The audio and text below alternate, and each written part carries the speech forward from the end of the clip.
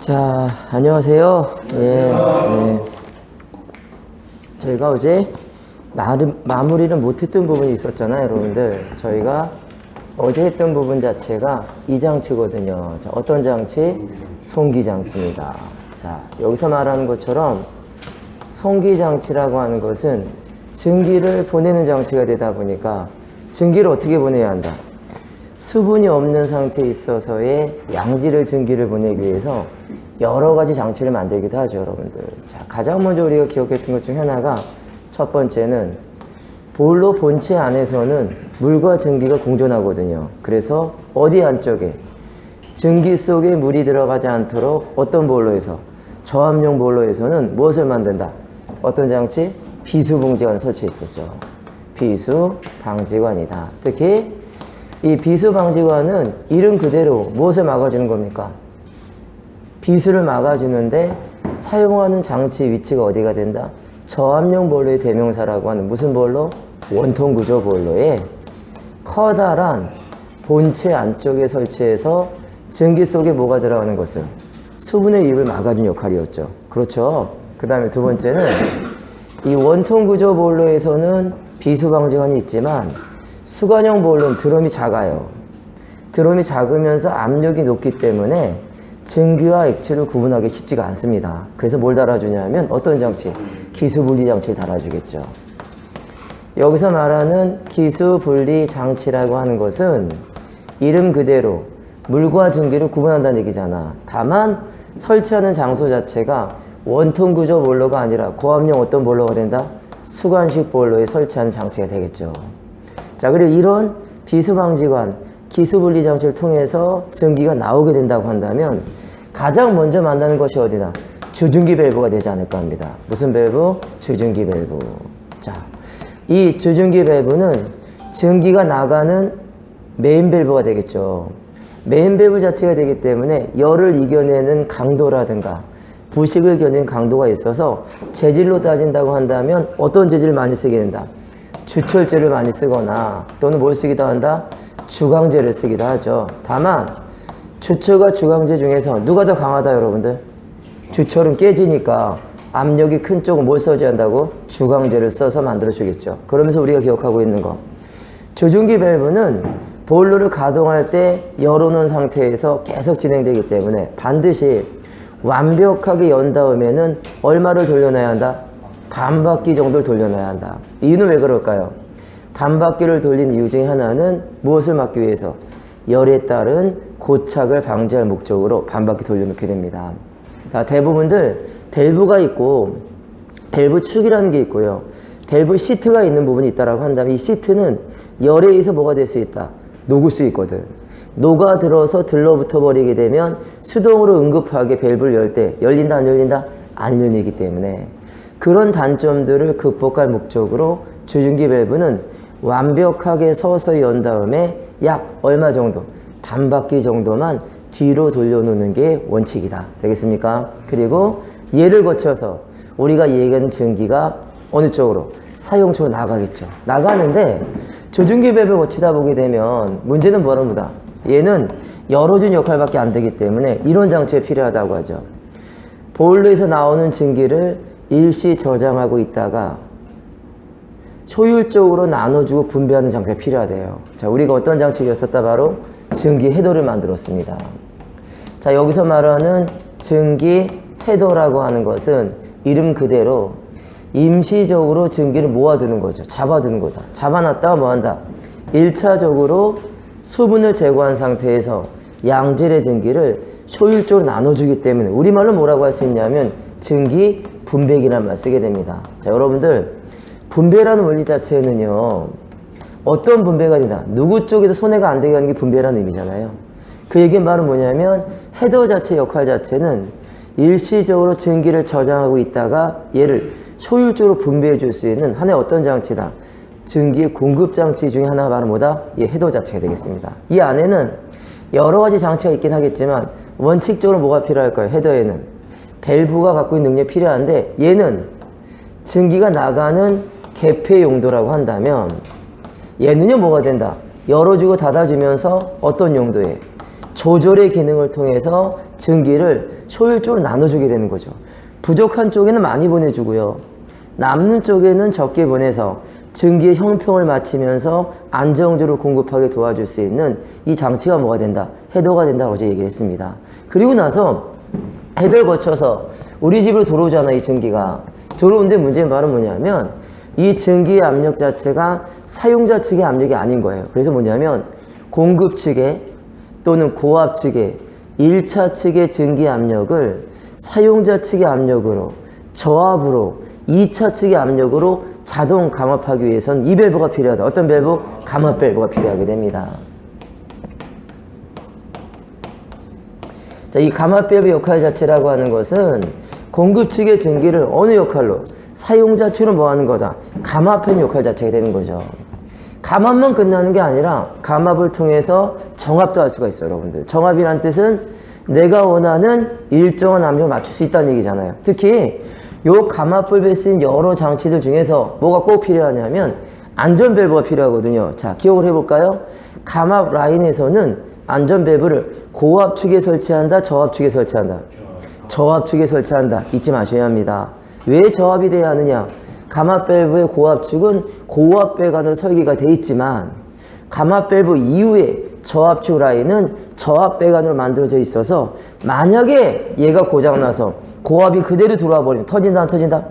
터지기 때문에 안전밸브 역할 자체가 설정압을 초과했을 때 압력을 외부로 배출해서 파열을 방지하는 안전장치가 된다고 한다면 어느 쪽이 다른 게 원칙이다? 감압 라인에서만큼만은 고압 측이 아니라 어느 쪽에 달아준다고요? 저압 라인에 달아줘야 합니다. 이거 잊으면 된다 안 된다? 안 되겠죠. 그 다음에 여섯 번째는 이런 거였죠, 여러분들.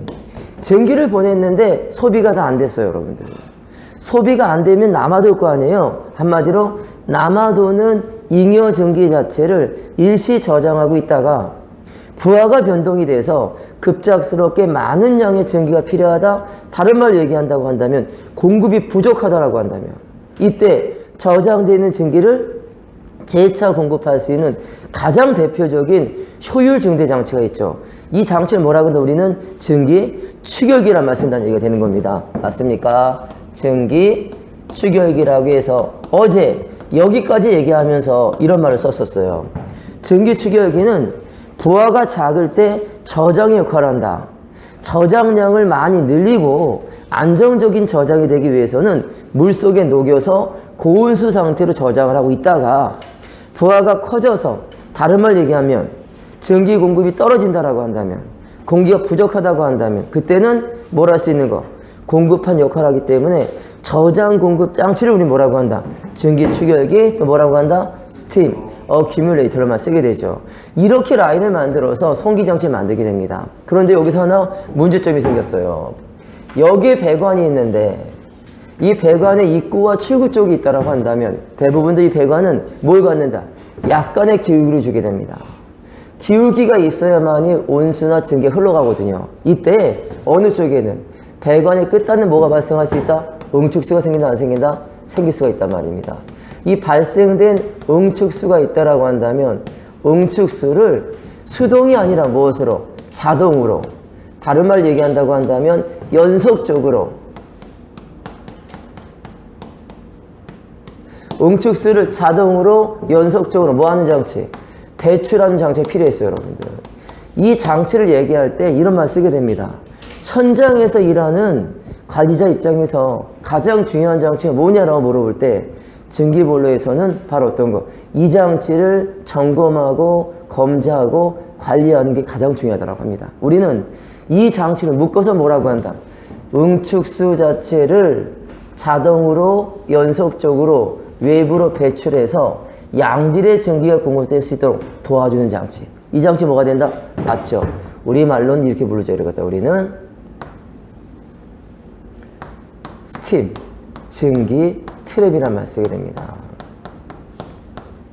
이 트랩이라는 의미 자체는 뭐 더티란 얘기가 될 수 있지만 이 역할은 증기를 잡아주는 게 아니라 증기가 가는 통로를 얘기하는 거죠, 여러분들. 한마디로 보다 증기만 통과시킨다는 의미야. 결국 뭐가 된다? 증기만 통과한다는 의미는 그 속에는 무엇을 갖다가 응축수를 뽑아낸 상태에서 양질의 증기만을 보내준다는 의미가 되겠죠, 여러분들. 그렇다고 한다면 여기에 무슨 말이 붙어있다?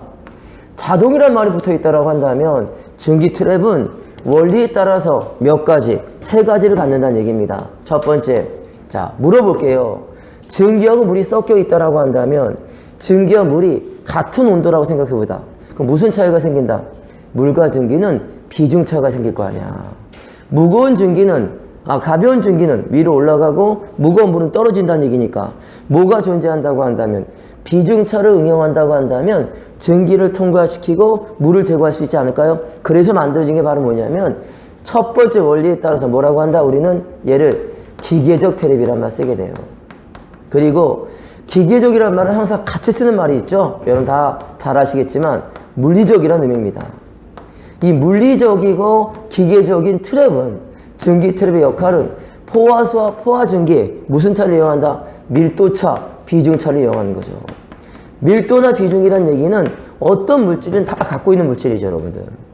섞여 있을 때 밀도가 큰 놈이 가장 바닥에 보이고 섞여 있을 때 밀도가 가장 작은 물질이 위에 뜨는 것처럼 이 기계적인 원리에 따라서 물과 증기는 구분될 수 있다라고 해서 이렇게 기계적 트랩은 어떤 원리를 사용한다고요? 비중차를 쓰게 됩니다. 그럼 얘를 사용한 트랩이 뭐가 있느냐라고 한다고 한다면 버켓 트랩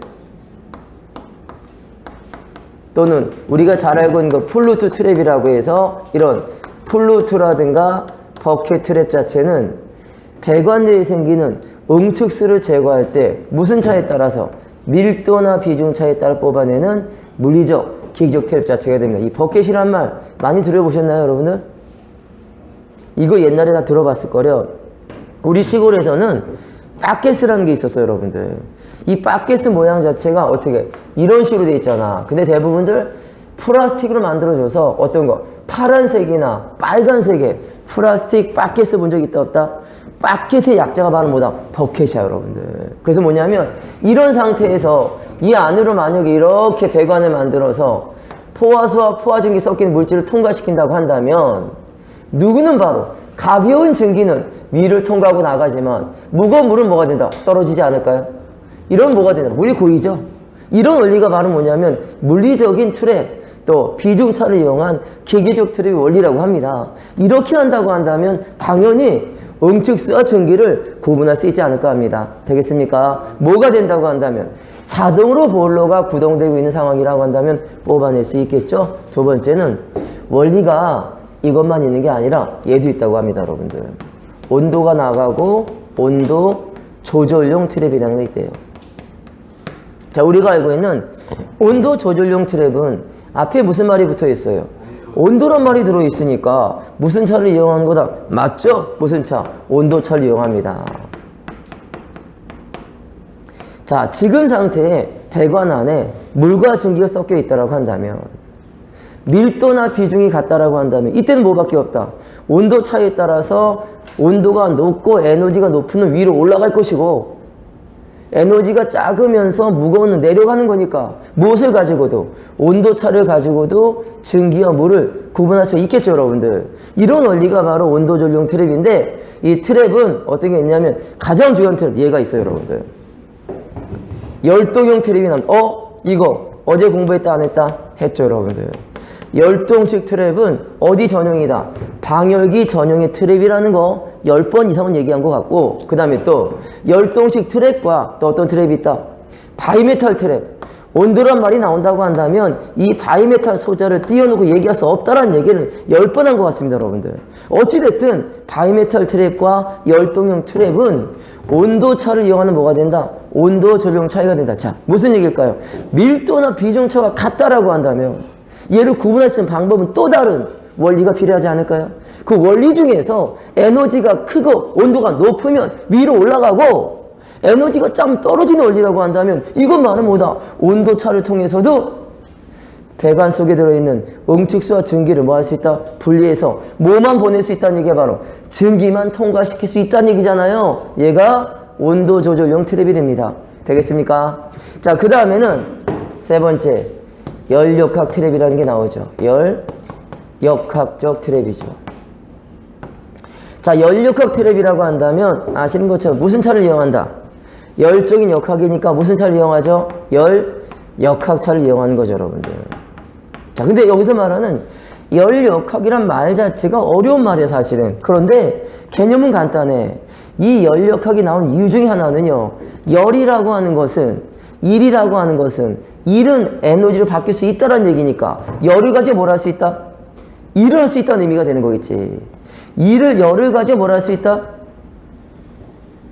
열을 가지고 뭘 할 수 있다? 일을 할 수 있다는 얘기가 되는 거죠. 그래요. 그럼 우리가 얘기하는 거 다 이런 거 아닙니까?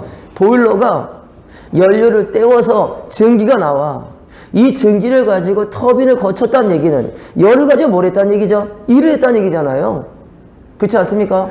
이것처럼 일과 열 자체에는 에너지의 관계가 존재한다고 해서 이런 법칙이 다 뭐다? 연력학이거든. 그럼 이 연력학 차라는 얘기는 운동량이 커지고 작아지고 온도가 나빠지고 작아지고 이런 의미가 되기 때문에 항상 얘를 설명할 때는 이 말을 기억하세요. 어떤 거? 연력학적인 내용을 얘기할 땐 반드시 얘가 나옵니다. 어떤 거? 과열증기란 말이 나와요. 무슨 증기? 과열증기. 과열증기는 포화증기보다 온도가 높기 때문에 에너지가 크기 때문에 일량의 차이가 생긴다는 얘기야. 이렇게 바로 연력학차라고 하는 과열증기를 통해서 응축수를 뽑아낼 수 있으면 얘가 두 가지가 나오는데요. 뭐다? 바로 디스크 트랩하고 오리피스 트랩이라고 합니다. 특히 이 디스크와 오리피스 트랩 중에서 연력학 트랩을 논하게 되면 주로 얘가 답이 많았어요. 얘가 많고요. 방열기는 얘가 답이 많았겠죠, 여러분들. 어찌됐든 간에 이러한 밀도차, 온도차, 역학량의 차이를 통해서 배관계에 존재하는 응축수를 자동으로 뽑아낸 장치, 얘를 뭐라고 한다? 증기 트랩이라고 하는 뭐라고 하죠? 송기 장치가 된다. 우리 영화 중에서 스타트랙이라는 영화 있다 없다? 있죠. 이 트랩이라는 의미 자체는 어떤 걸 얘기하냐면 가는 통로를 얘기하는 거야. 증기만을 끌어들이고요, 물은 못 가게 만드는 거지. 결과적으로 이익에 있으면 증기만 통과하기 때문에 물은 간다 못 간다? 못 가니까 뭐만 보낼 수 있다는 얘기가 바로 자동으로 응축수가 뭐가 된다고 해야 되는 얘기야? 제고가 된다는 의미가 되겠죠, 여러분들. 되겠습니까? 이렇게 바로 트랩을 만들었다고 한다면 우리가 중요한 것 중에 하나를 봐야 될 게 하나가 있죠, 여러분들. 자, 여길 봐주세요. 내가 만약에 여기 자체를 보세요. 여기가 전기관입니다, 여러분들. 얘가 무슨 관이다? 전기관이야. 근데 우리가 기억하고 있는 것은 주중기 배관에는 보온 처리합니까? 안 합니까? 합니다. 그래서 배관이 만들어져서 이렇게 배관이 만들어진 거야. 그리고 배관을 내립니다. 내린 상태가 돼서 이렇게 뭐가 되어 있다는 얘기는 관이 연결되고요. 여기에 뭐가 달려있냐면 지금 얘기한 전기 트랩이 달려있어. 그러면 이 전기 트랩을 거쳐서 뭐가 빠져야 한다는 얘기냐면 저쪽 배관으로 뭐가 빠진다? 응축수가 빠져야 되겠죠, 여러분들. 맞습니까? 한마디로 무슨 트랩을 통해서, 전기 트랩을 통해서 뭐가 빠진다? 응축수가 제거되어야 한다는 얘기죠, 여러분. 이 응축수가 나가는 배출점이 여기야. 여기로 응축수 빠지게 돼 있다는 얘기죠. 그럼 여기가 우리가 알고 있는 것처럼 무슨 관이라고 한다면, 증기관이라고 한다면 당연히 증기관에서는 열을 빼앗기지 않도록 해서 뭘 설치한다? 보온재를 달아줘야 합니다. 맞습니까? 보온을 해야 합니다. 보온을 하게 된다고 한다면 열이 안 빠지겠죠. 결국은 얘가 전기관일 때 뭘 할 수밖에 없냐면 어느 배관에다가 이 관에다 뭘 한다? 이렇게 유기질이든 무기질이든 금속재가 되든 간에 뭘 했다고요? 보온 처리를 하게 되죠, 여러분들. 얘가 지금 전기관이가 보온 처리가 되고 있는 거야. 그런데 이 보온재가 어디까지? 여기를 내려와서 어디까지? 트랙까지 갈 필요가 있을까, 여러분들? 예. 이 보온재가 트랙까지 갈 필요가 있을까, 없을까, 여러분들? 예? 없어. 왜 없을까? 왜 트랩으로 가면 안 되는 건데? 그렇지. 무엇을 갖다가, 여기는 전기잖아. 전기를 응축수로 뽑아내야 될 입장이라고 한다면 어느 부분에서는 트랩으로 직결되는 배관에서는 오히려 보온재가 응축수 배출에 대한 영향을 더 나쁘게 만들 수밖에 없는 거죠, 여러분들. 그러니까요, 얘가 도움이 된다, 안 된다? 안 돼서 어디라고 한다면, 여기가 트랩의 입구라고 한다면, 여기가 전기관이라고 했을 때 여기까지를 뭐다 전기관이라고 얘기를 한다고 한다면 어느 쪽을? 여기 거리를 무조건 1.5m 이내로 합니다. 몇 미터? 1.5m는 여기 뭐 한다? 얘를 제거해 버리는 거야. 보온재를 벗겨버리는 거죠. 피복을 제거해서 얘를 뭐로 만든다? 보온재를 벗겨서 뭐로 시공한다? 나관으로 뭘 한다고요? 시공을 하게 됩니다. 나관이란 얘기 자체는 단열재나 보온재가 뭐 한다? 끼워지지 않은 상태를 얘기한다는 얘기가 되겠지. 이렇게 나관으로 시공하기 위해서 무엇을 갖다가 일정 거리만큼을 뭐 한다? 피복을 제거하는 거죠, 여러분들. 뭘 제거한다? 우리말로 보온재를 제거하게 됩니다. 이렇게 트랩으로 연결되는 배관 자체가 있을 때 응축수의 배출의 효율을 증대할 목적으로 트랩의 끝단에서 대략 몇 미터 정도를 1.5m 이내를 뭐로 만든다?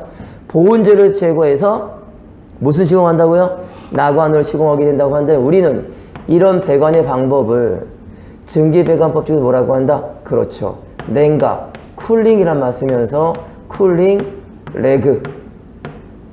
다른 말로 얘기하면 냉각이란 말이 들어가면서 냉각 레그라는 배관을 하게 된다. 어디라고 한다면 증기관이라고 한다면 성기 라인이라고 한다면 응축수를 뽑아내는 트랩이 있다라고 한다면 트랩의 끝단에서 연결된 배관은 몇 미터 정도를 1.5m 정도 뭐 한다? 보온재를 제거해서 나관으로 처리하게 된다. 이유는 하나밖에 없다. 보온재가 있으면 응축수 생성에 악영향을 주기 때문에 보온재를 벗겨버려서 이걸 제거해서 응축수가 잘 빠질 수 있도록 어디에서만큼만은 트랩의 끝단에서만큼만은 몇 미터 거리를 1.5m를 뭐로 만든다고요? 나관으로 시공하게 된다. 얘가 우리가 얘기하는 트랩과 연결된 뭐가 된다는 얘기죠. 쿨링 레그라고 하는 증기배관에서만큼의 난방 배관법이 됩니다. 그렇습니까? 자, 근데 이 쿨링 레그가 나왔다고 한다면 여러분들은 이거를 기억하셔야 될 거예요. 바로 뭐냐면 저희가 알고 있는 말 중에 이런 말이 있잖아요, 여러분들. 증기배관에서는 응축수를 뭐 한다? 환수해야 합니다, 여러분들. 맞습니까? 자, 기억하고 있는 것 중에 만약에 이런 게 있었어. 증기배관에서 응축수를 모아야 하니까 응축수는 아주 좋은 급수가 된다, 안 된다? 최적의 급수가 되는 거죠. 여러분들한테 꼭 하고 싶은 말이 하나 있습니다. 예. 이걸 내가 왜 또다시 반복을 해야 하느냐?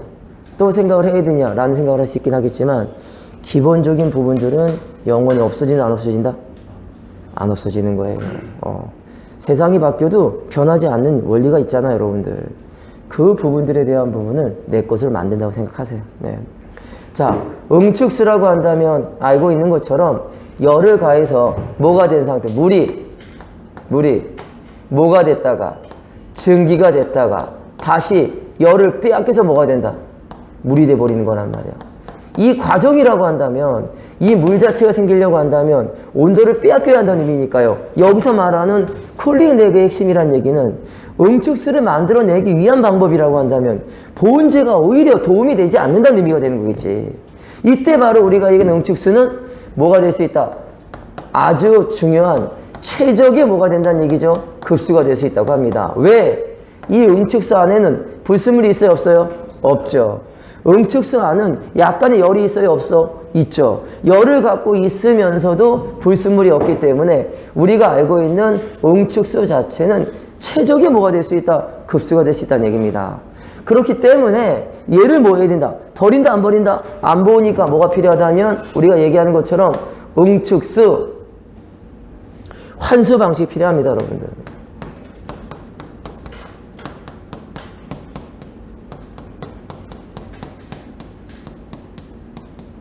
어떤 볼로가 된다고 한다면 증기 볼로가 된다고 한다면 최적의 급수라는 응축수를 버리지 않기 위해서 얘를 뭐 하는 방식? 환수하는 방식이 필요했다는 얘기잖아. 그러면서 뭐라고 했냐면 첫 번째 자연환수 방식, 두 번째는 기계환수 방식, 세 번째는 진공환수 방식이라고 해서 진공환수 방식이라든가 기계환수나 자연환수는 응축수를 환수하는 방식이다. 물론 자연이라는 의미가 붙어 있다고 한다면 무엇을 이용한다? 중력을 이용하는 거죠, 여러분들. 그리고 여기 기계환수란 말이 들어간다는 얘기는 뭘 사용한다? 펌프를 쓰게 된다는 얘기죠. 그리고 여기서 말하는 진공환수 방식은 일반 펌프가 아니라 어떤 펌프? 진공 펌프를 쓰게 된다고 한다면 이 진공 펌프는 일반 펌프와 다르게 배관의 설치 위치가 달라져야 한다는 얘기가 되는 거야. 그래서 뭘 만들어냐면 진공 펌프라고 하는 이식을 쓴다라고 한다면 이런 방식을 선택한다고 합니다. 자, 여기가 환수관이란 얘기야. 이 환수관인데 이 환수관의 입구보다 진공 펌프가 높은 쪽에 있어. 얘가 어떤 펌프라고요? 진공 펌프입니다, 여러분들. 이렇게 진공 펌프 자체가 무슨 관보다 환수관보다 높은 쪽에 있다라고 한다면 배관을 어떻게 연결한다는 얘기죠? 이렇게 연결해야 될 거란 얘기잖아요, 여러분들. 연결해서 보내는 구조가 됩니다. 맞습니까? 이런 상태라고 한다면 이 거리 자체가 얘가 낮은 데 있으면 흘러가는 데는 지장이 없지만 어느 쪽에 있다고요? 높은 쪽에 있단 말입니다, 여러분들. 높은 쪽에 있기 때문에 이 거리가 너무 걸어지면 얘가 길어지면 뭐가 잡히지 않는다? 진공이 되지 않아서 뭘 할 수밖에 없냐면 무슨 관이다? 여기가 환수관이다. 여기가 진공 펌프의 흡입구다. 흡입관이다. 흡입관과 환수관의 위치를 봤을 때 얘가 낮고 얘가 높다라고 한다면 무슨 배관이? 흡입관의 높이가 정해져야 하는데 이 높이를 정할 때 항상 얼마를 꺾어버린다? 무조건 1.5m로 꺾어버린다. 왜 1.5로 꺾어야 하느냐라고 한다면 이 이상의 거리를 넘어버리게 되면 이 배관에서 뭐가 걸리지 않는다? 진공이 걸리지 않으면 진공 펌프를 쓰는 원리가 아무런 효과가 없기 때문에 뭘 한다고요? 얘를 몇 미터 이내로 1.5m 꺾어서 만약에 3m짜리라고 한다면 2번 꺾어야 돼. 1.5 꺾고 또 꺾어야 합니다. 맞습니까? 만약에 5m짜리라고 한다면 1.5 꺾고 1.5 꺾고 또 꺾어야 된다는 얘기지. 이렇게 바로 1.5 부분으로 얘를 올려서 배관을 시공해야 된다. 올리는 이유가 바로 뭐냐면 얘를 끌어올릴 때 진공을 잡으려고 한다면 이 범위보다 높아지면 진공이 안 잡힌다는 얘기야, 여러분들. 그래서 얘를 위로 올렸어요, 내렸어요, 여러분들? 몇 미터로 올렸습니까? 1.5 올렸다. 올려서 뭐라고 한다? 올렸기 때문에 이 배관을 우리 뭐라고 하냐면 연결하는 방식을 올려서 연결한다. 뭐라고 한다? 리프트 피팅이라고 합니다. 그리고 이 리프트 피팅 자체를 순수하게 우리말로 얘기한다고 한다면 뭐라고 한다? 흡상이음이라고 합니다. 여기서 말하는 흡상이음이라는 것은 응축수 환수 방법 중에서 진공 환수를 쓸 때 환수관의 위치보다 진공 펌프의 흡입구가 높은 쪽에 존재한다고 한다면 제대로 진공 펌프가 구동하기 위해서는 이 거리를 넘어서 안 된다. 몇 미터를 넘어서 안 된다고요? 1.5를 넘어서 안 되기 때문에 1.5로 꺾어서 1.5 들어 올려서 배관을 접합한다라고 해서 얘를 뭐라고 한다고요? 리프트 피팅이라는 말 쓴단 말이야. 여기에서도 몇 미터가 됩니까? 1.5m가 되고요. 여기랑은 쿨링 내구도 얼마가 됩니까? 1.5가 된다는 얘기죠. 만약에 문제상에서 거리를 묻는 문제가 나왔다라고 한다면 진공에 관련된 말이 나오거나 아니면 트랩에 대한 얘기 나온다고 한다면 그 거리는 무조건 몇 미터가 된다는 얘기야? 1.5가 된다는 거. 그냥 몰라도 1.5라는 걸 기억하시면 됩니다, 여러분들. 되겠습니까? 이렇게 바로 진공에 따른 송기장치에 따른 리프트 피팅의 접합 방법과 그 다음에 또 어떤 거? 쿨링 레그에 대한 얘기를 하면서 어느 쪽은 송기장치에 얘기한 얘기는 여기로 마무리 짓겠습니다, 여러분들. 자, 그리고 다번째는 부속 설비 중에서 급수장치 다음에 송기장치 다음에 뭐가 나와야 된다? 이제는 안전장치라든가 여러 장치가 있지만 오늘은 뭘 할 거냐면 이걸 할 겁니다, 여러분. 이거 폐열 해수장치 설치합니다, 여러분들.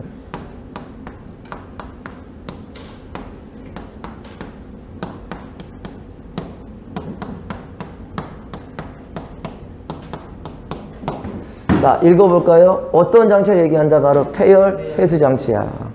자, 우리가 흔히 얘기하는 폐열이라는 얘기는 보일러로 따지면 뭐가 될까요, 여러분? 뭐가 될까요? 보일러에서 폐열은 뭘까요?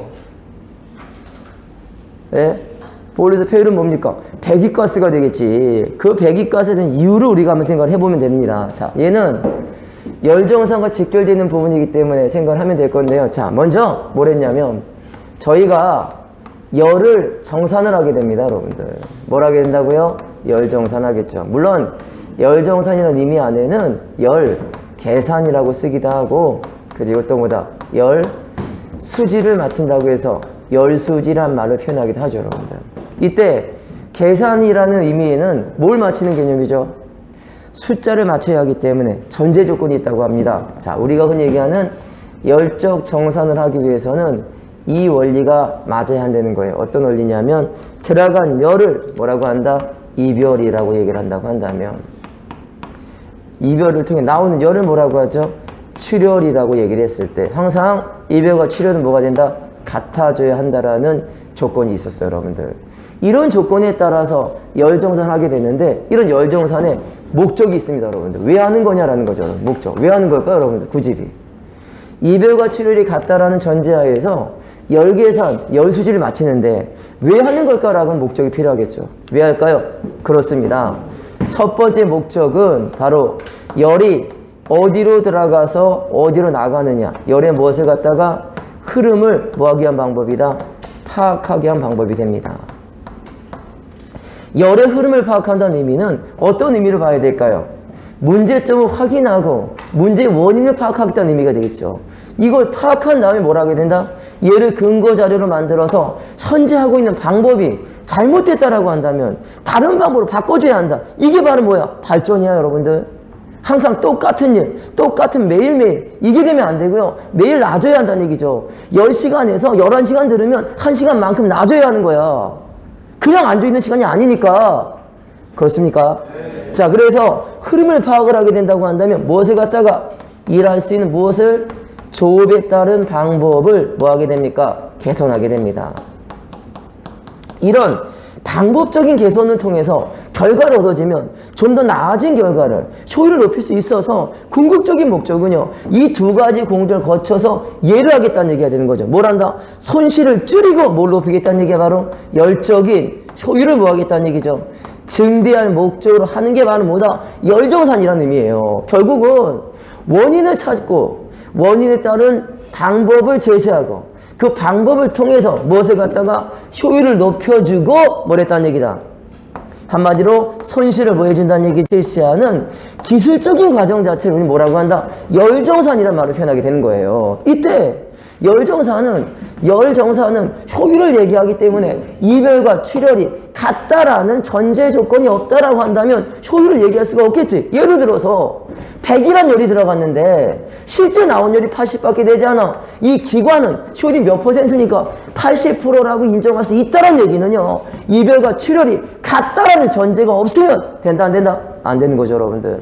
이렇게 뭘 하게 된다? 정산하게 되는데 이 정산 과정에서 예를 해봤어. 뭘 했다? 바로 열의 흐름을 파악을 했습니다, 여러분들. 이걸 파악해서 얻어낸 결론이라고 하는 것은 어떤 결론이냐면 열을 보일러에서 이별을 가하게 되면 출혈이 다 나오지 않는다고 해서 열의 흐름을 파악하는 과정에서 무엇을 얻었다? 맞아. 어디로 빠져나가는지 손실열을 확인하게 됩니다.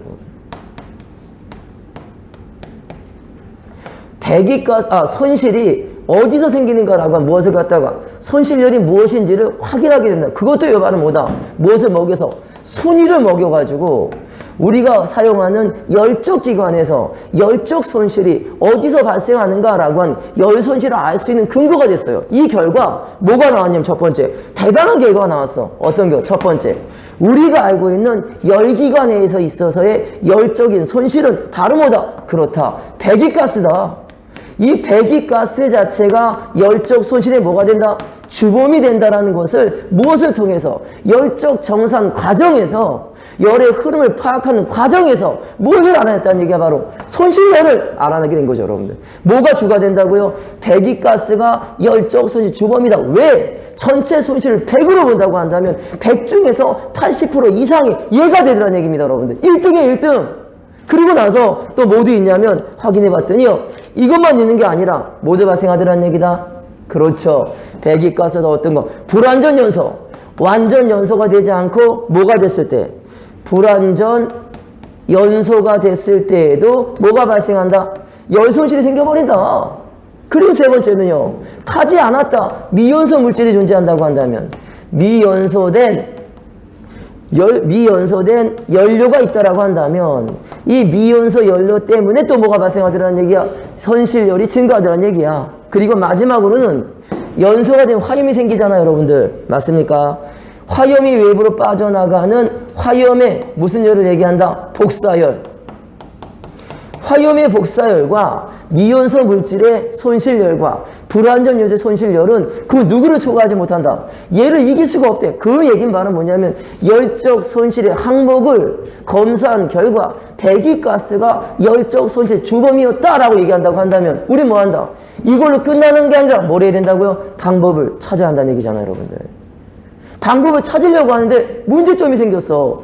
공기를 늘리면 배기가스 늘어나는데 공기를 줄여버리면 불완전 요소가 돼버리는 거야. 한마디로 얘기해서 완벽하게 공기를 줄여서 배기가스를 줄일 수가 없더란 얘기입니다. 그렇다고 한다면 뭘 해야 될까요? 자, 뭘 할 수 없다. 원인을 제거할 수 없다라고 한다면 무엇을 갖다가 방법을 바꿔야지. 배기가스 손실열을 회수하자라고 해서 뭘 만들었다? 얘를 만들게 된 거야. 그냥 만들어진 게 아니라 원인과 결과에 대한 방법이 있었다는 얘기가 되는 거죠, 여러분들. 그래서 그렇다고 한다면 요 배기가스가 열적 손실의 주범이라고 한다면 얘를 버리기 전에 뭐 한다? 그 속에 열을 모두 쭉쭉쭉 빨아서 다 흡수한 데 버려버린다고 한다면 열 손실을 줄이지 않을 수 있을까라는 생각에 뭘 만들게 된다는 얘기입니까? 얘를 만들게 됐어요. 그래서 뭐냐면 가장 먼저 실시한 것은 얘가 되겠죠. 이렇게 길을 만듭니다. 이 길은 누가 지나가는 길이다? 연소가스가 지나가는 길이라고 해서 굳이 이름을 붙인다고 한다면 뭐라고 한다? 연도란 말 쓰죠. 연도. 연도는 무슨 가스가 지나가는 길이죠? 연소가스 지나가는 길이란 말이야. 바로 어떤 거? 요 배기가스를 버리기 전에 어디로? 이 안으로 끌어들이는 거죠, 여러분들. 얘가 필요한 이유가 바로 뭐냐? 이 안에서 뭘 하겠다? 효과를 보겠다. 어떤 효과를 보겠다는 얘기야? 배기가스 열을 회수하겠다는 의미니까 이 안에 무엇인가를 설치할 수밖에 없겠죠, 여러분들. 뭘 달아주게 되냐면 이 안에다가 가장 먼저 과열기라는 장치를 달아줘요. 그리고 과열기는 원래는 뭐가 달려붙어 있다? 제열기가 달려붙어 있어요, 여러분들. 그래서 뭐 사실적으로 이 과열기나 제열기는 떨어지는 게 아니야. 독립형 과열기가 되면 상관없지만 원래는 다 두 개 붙어 있다고 봐도 상관없습니다, 여러분들. 그리고 나서 좀 지나서 뭘 달아준다? 절탄기를 달아줍니다. 그리고 좀 지나서 뭐가 된다? 공기예열기를 달아주겠죠, 여러분들. 이렇게 공기예열기와 절탄기와 과열기와 또 제열기를 어디에 설치한다, 여러분들? 연도 내부에 설치하는 거지. 연도 내부에 설치하는데 이 과열기나 제열기나 절탄기나 공기예열기가 뭐다? 맞아. 열교환기란 말이야. 열을 받아서 이속을 통과하는 물질을 뜨겁게 만드는 무슨 장치? 열교환기가 몇 대 달려있다? 4대가 달려있는 거란 얘기야. 어디 안에? 이 안에다가. 그래서 만약에 여기에 무슨 가스가 있죠? 여기에 연도가스, 연소가스가 있다라고 한다면 이 연도가스가 어디를 거칩니까? 여기를 거치죠, 여러분들. 맞나요? 거치면 누구를 만난다?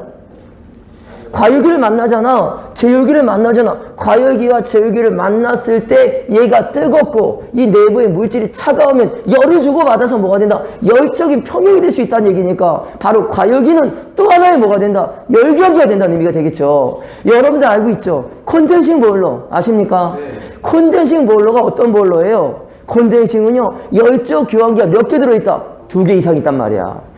메인 장치 말고 배기가스 열을 회수하는 또 다른 열교환기처럼 우리가 얘기하는 폐열 회수 장치는 일종의 뭐가 된다? 열교환기가 되는 거죠. 만약에 어디 안에다가 이렇게 생겨있는 과열기 안에다가 이렇게 생겨있는 제열기 안에다가 무엇을 통과하겠다는 얘기가 바로 이 안으로 증기를 통과합니다. 이 증기는 100도의 포화 증기가 되겠죠, 여러분들. 이 증기가 통과되면 나오죠, 이렇게 여러분. 나옵니까? 거치면 이 증기의 온도가 저온이고 이 연소가스 온도가 높기 때문에 열을 주고받아서 뭐로 바뀌어버린다? 여기 나올 때는 어떤 증기? 과열 증기가 돼버리겠네. 맞나요? 그렇구나. 나는 과열 증기를 얻어낼 때 연료를 떼온 게 아니라 버려지는 배기가스 열을 회수했다는 의미니까 과열기는 또 하나의 뭐가 된다? 열교환기가 되는 거죠. 그리고 이 과열증기가 들어가서 터빈을 거칩니다. 터빈을 거치게 되면 단열, 팽창이 일어나면서 온도나 압력이 떨어질 거란 얘기야.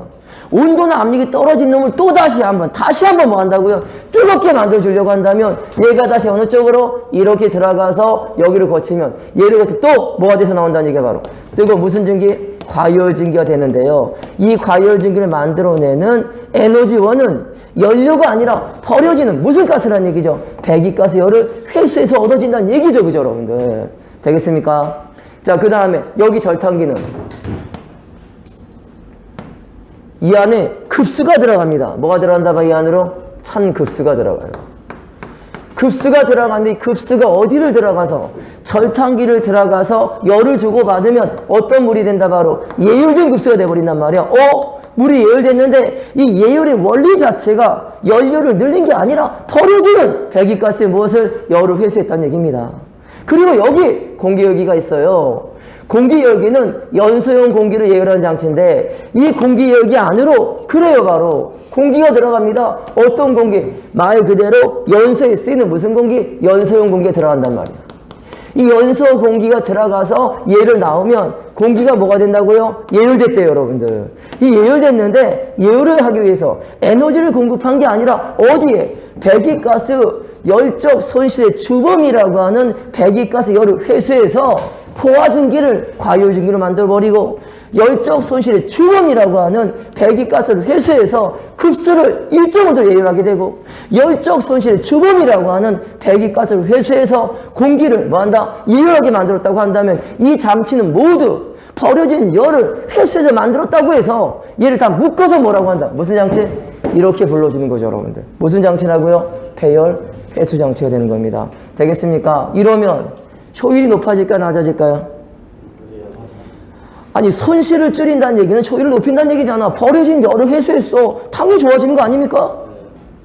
그러려고 만든 거 아닙니까, 여러분들? 그러려고 만들었어요. 그래서 항상 이 조건에서는 과열기나 제열기, 절탄기 순서가 바뀌면 됩니까, 안 됩니까? 안 된 이유가 뭘까요, 여러분들? 과열기는 100도 이상이 돼야 하기 때문에 뜨거워야 한단 말이야. 바로 어느 정도? 여기 부분의 온도가 몇 도다? 약 500도 정도에서 600도 정도가 됩니다. 이 정도가 돼야 하기 때문에 과열기는 이 정도 온도에 달아줘야 한단 말이야. 그러니까 이 순서 바뀌면 안 돼서 무조건 순서는 과열기 다음에 제열기 다음에 절탄기 다음에 공기열기 순서로 달아줘야 합니다. 왜? 여기는 몇 도 정도 되냐면 온도가 150도 정도밖에 되질 않아. 물의 온도를 100도가 아니라 50도, 30도로 예열하려고 한다면 이 정도 온도 있어야 될 거 아닙니까? 100도 이상의 증기를 만들려고 한다면 이 정도 온도가 필요하기 때문에 맞아요. 과열기는 어디다? 바로 연소실의 입구 쪽에 달아주는 거란 말이야. 달아서 가장 뜨거운 열을 회수하게 만들어주는 거죠. 이런 공정을 거친다고 한다면 배기가스라고 하는 버려진 열을 회수해서 뭘 했다는 얘기다?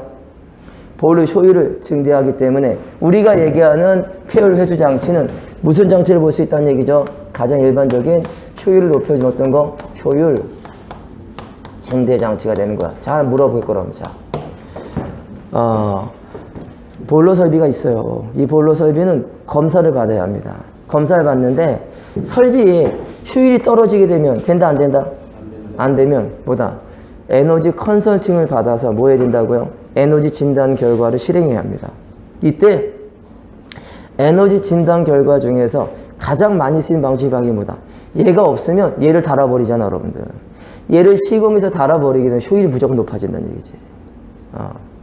자, 우리가 쓰는 모든 설비 안에서는 얘가 없는 설비들이 많아요, 여러분들. 많기 때문에 진단을 통해서 폐열 장치를 설치하거나 여러 장치를 부과하게 되면 손실을 줄일 수가 있다니까. 손실을 줄여서 효율을 높이는 것 자체가 에너지 진단 과정이고요. 이런 역할을 하는 게 바로 뭐다? 에너지 진단 사업의 형태가 되는 거죠, 여러분들. 여러분들은 모두 할 수 있다. 에너지 진단 사업에 대한 관심도 가질 수가 있다는 얘기죠, 여러분들. 이런 과정을 통해서 과열기, 제열기, 절탄기, 공기열기가 뭐가 된다? 폐열 회수 장치가 됐습니다. 하지만 이것만으로는 그 같은 게 있어. 어떤 거냐면 생각을 한번 해볼게요. 여기 과열기와 제열기에 500도, 600도 열이 가해지잖아, 여러분들. 그렇다고 하면 이 과열기, 제열기는 뭐에 견디는? 열에 견디는 재질 자체가 돼야 할 것이고 이 연소가스나 배기가스 안에는 불순물이 들어있어서 이 과열기나 제열기에는 무엇을 갖다가 무엇을? 부식을 이겨내는 그런 기능이 필요할 수 있을 거란 얘기인데 그런 것들도 뭐 해야 된다? 얘를 만들었다고 한다면 여기서 발생하는 문제점을 제거하는 방식도 만들어야 한다는 의미입니다. 맞습니까? 그래서 이제 앞으로 우리가 배우게 되긴 하겠지만 이 안에서 바로 뭐다? 우리가 얘기하는 부식이라는 의미가 나와요, 여러분들. 부식은 고온 부식과 저온 부식을 포함한 외부 부식과 내부 부식으로 나눠지는데 실제로 얘는요. 어디? 본체 바깥쪽이다 안쪽이다? 연도는? 연도는 볼로 본체 바깥쪽이지. 굴뚝에 있는 거니까. 바깥쪽이라고 해서 과육이나 제육에서 일어나는 부식을 뭐라고 하냐면 외부 부식 중 무슨 부식? 고온 부식이란 말을 쓰게 됩니다. 왜 고온이냐라고 한다면 여기 온도가 몇 도 정도다? 500도, 600도가 되기 때문에. 그리고 절탕기나 공기의 여기를 우리 뭐라고 한다? 저온 부식이란 말을 쓰게 된다고 합니다. 이 저온 부식 자체라고 하는 것은 왜 저온이냐? 온도가 몇 도밖에 되지 않는다? 150도인데 누구에 비해서 500도, 600도보다 낮잖아요, 여러분들. 그래서 뭐라고 하냐면 여기서는 고온 부식, 여기선 저온 부식이니까 이런 말 쓸 수 있겠네. 그러면 자, 고온 부식이 발생하는 곳은 어디다? 과역이나 제역의 표면 자체가 될 것이고 저온 부식이 생기는 곳은 어디다? 절탕기나 공기역의 표면 자체가 되겠죠, 여러분들. 맞나요? 자, 그리고 이 두 가지 부식의 공통점은 보일러 본체 안에서 발생하는 거다, 연도에서 생기는 거다. 연도에서 생긴다는 얘기, 본체 안쪽이 바깥쪽이야. 바깥쪽이니까 전형적인 무슨 부식이다? 전형적인 외부 부식 자체가 됩니다. 이 외부 부식이라는 얘기는 연료 때문에, 배기가스 때문에 발생할 수 있는 모든 부식을 묶어서 뭐라고 하는데 우리는 어떤 부식? 외부 부식인데요. 간단하게 고온 부식은 뭐의 원이다? 바로 바나듐이 원이냐, 여러분들. 이 바나듐이라는 얘기는 연료 속에 들은 성분이거든요. 바나듐이 원인 자체가 생기는 부식이 고온 부식이고, 여기 보면 저온 부식이 나옵니까? 얘는요, 온도가 높아야 낮아요, 여러분들. 난다, 뭐다? 황이 원인이란 말이에요, 황. 왕사 가수. 황이 뭐로 바뀌었다? 황산으로 바뀌었을 때. 바나듐에 의한 부식은 고온 부식이고, 황에 의한 부식은 뭐가 된다? 저온 부식 자체가 됩니다. 맞습니까? 이렇게 얘기하는 부분 형태가 돼서 이런 문제가 생겼다는 얘기. 여기가 바로 뭐다? 우리가 여기는 폐열 회수 장치인데, 자, 이 폐열 장치를 얘기할 때, 자, 제가 왜 얘가 필요한지에 대한 얘기를 말씀드린 거예요. 나머지에 대한 부분들은 여러분 공부했을 거니까 알 거라 생각하고, 요 얘기를 한번 해봅시다. 과열기 있습니까, 여러분들? 자, 우리가 얘기할 때 과열기라는 게 있는데, 여러분들, 과열기에 종류가 있어요. 종류가 있다 없다? 있다. 근데 이게 시험에 정말 많이 나오거든요. 과열기의 종류를 무엇에 따라서? 흐름 방향에 따라 나눠준다고 한다면 그게 뭐가 있냐면 이게 있대요. 첫 번째는 병류식 과열기, 또 두 번째 뭐가 있다? 바로 상류식 과열기.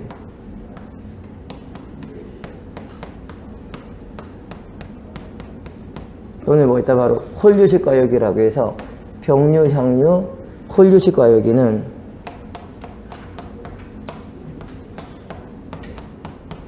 뭐다? 과열기의 종류 중 무엇에 따른 흐름에 같은 영향이야. 자, 만약에 자, 여기를 볼게. 배기가스의 흐름이 내려가는데 증기 흐름도 내려가서 배기가스 증기가 같은 방향이라고 한다면 병류라고 합니다.